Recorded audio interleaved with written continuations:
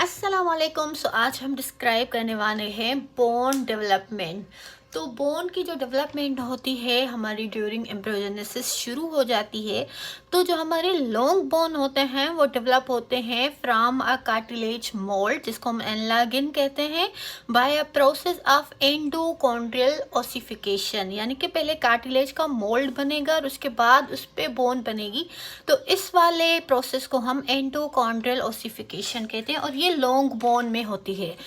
लेकिन जो हमारे फ्लैट बोन हैं वो डेवलप होते हैं फ्रॉम अ मेम्ब्रेन, जिसको हम इस प्रोसेस को हम इंट्रा मेम्ब्रेनस ओसिफिकेशन कहेंगे। यानी कि पहले एक मेम्ब्रेन होगी और फिर उसी पे बोन बन जाएगा, कोई कार्टिलेज नहीं बनेगा, पहले ही बोन बन जाएगा। तो उसको हम इंट्रा मेम्ब्रेनस ओसिफिकेशन कहेंगे और उसमें पहले एक कार्टिलेज का मोल्ड बनेगा और उसके बाद उस पर फिर ओसिफिकेशन होगी और बोन बनेगा, तो उसको हम एंडोकॉन्ड्रियल ओसिफिकेशन कहेंगे। तो हम डिस्कस कर रहे हैं यहाँ पे लॉन्ग बोन की डेवलपमेंट को, यानी कि एंडोकॉन्ड्रियल ओसिफिकेशन को। तो हम देखते हैं कि ये पूरा प्रोसेस कैसे होता है। तो स्टेप नंबर 1 में हमारा जो एक कार्टिलेज मोल्ड है, जिसको हम एनलागिन कहते हैं, वो कैसे सिंथेसाइज हो रहा है।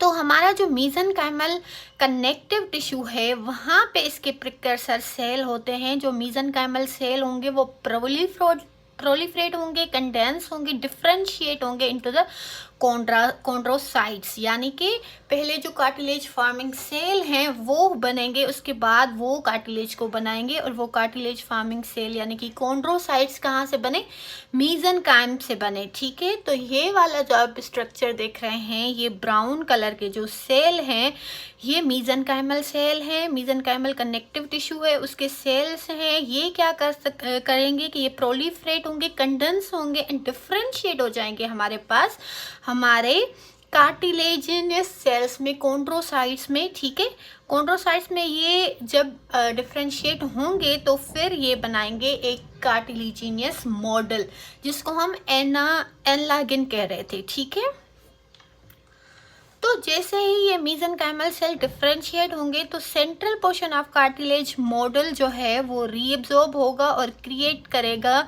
Medullary canal. यहाँ पे आप देख रहे हैं कि ये कार्टिलेजिनस जो मॉडल था ये अब इसकी बीच में, इसकी सेंटर में इसकी रिजॉर्प्शन हो जाएगी। यानी कि ये यहाँ पे जो कॉन्ड्रोसाइट थे वो अब डाई होने लगेंगे, उनकी डेथ होने लगेगी, या फिर वो साइड में आ जाएंगी यानी कि डायाफाइसिस में आ जाएंगे, शाफ्ट में आ जाएंगे। ठीक है, और बीच में बनेगा एक केनाल जिसको हम मेडुलरी केनाल कह रहे हैं।